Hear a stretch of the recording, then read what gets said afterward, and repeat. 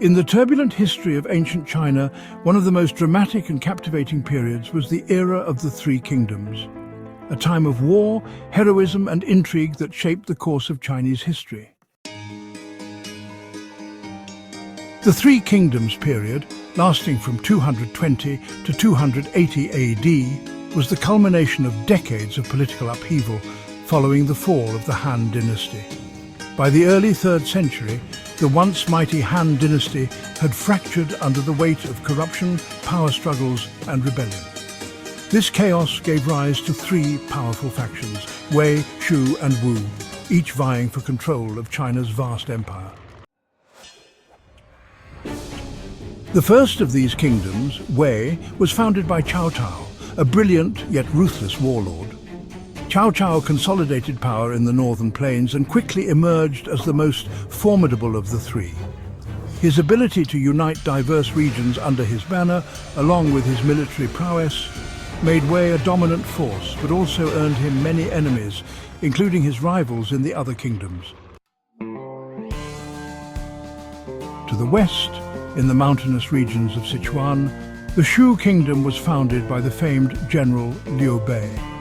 Liu, a man of virtue and honor, formed an alliance with the renowned strategist Zhuge Liang. Together, they aimed to restore the Han dynasty and establish a rightful rule. The Shu kingdom became synonymous with loyalty, righteousness, and the desire to preserve the old order, an ideal that earned Liu Bei and his successors deep respect, though often little land. Meanwhile, in the southeast, Wu emerged under the leadership of Sun Quan. The Kingdom of Wu was strategically positioned along China's vast river networks, allowing them to control important trade routes and maintain a strong naval force. Sun Quan's kingdom was known for its resilience, diplomacy and economic strength, but also its internal strife and power struggles. For decades, these three kingdoms battled fiercely for dominance.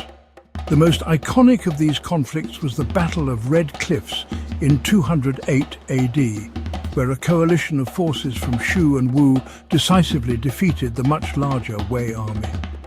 This battle is one of the most famous military engagements in Chinese history, often cited as a testament to the power of strategy over sheer numbers. However, despite their victories, the three kingdoms were always on shaky ground. The alliances between them were fragile, marked by betrayal, shifting loyalties and personal ambition. The kingdoms each faced internal challenges as well: economic instability, corruption, and leadership struggles. By the end of the 3rd century, the power of the three kingdoms began to unravel. In 263 AD, Wei conquered Shu, eliminating one of their main rivals. The death of the brilliant strategist Zhuge Liang also left Shu without strong leadership. A decade later, in 280 AD, Wu was defeated by the Jin dynasty, a new power that emerged from the Wei kingdom. So why did the three kingdoms ultimately fall? There are several theories. First, the constant warfare drained the kingdom's resources and fragmented their societies. As the kingdoms exhausted their manpower, economic stability and military strength, they became more vulnerable to internal and external threats. Second, leadership was crucial. After the death of key figures like Cao Cao, Liu Bei and Sun Quan, their successors were often weaker and less able to maintain control. Corruption and factionalism ran rampant, leading to instability within each kingdom. Without strong leadership and cohesive unity, the three kingdoms were unable to withstand the pressures of time. Finally, the rise of the Jin dynasty, which had grown from the northern Wei kingdom, was the final nail in the coffin. The Jin dynasty united the fractured empire, and in 280 AD, they completed the conquest of Wu, effectively ending the Three Kingdoms era and reuniting China under a single banner.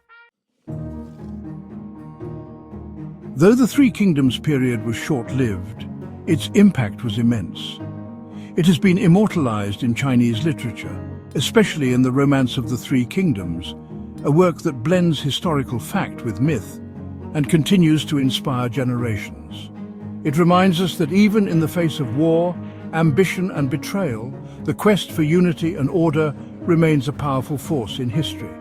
This is Mr. Storyteller. See you next week. Watermark text, Miss Storyteller.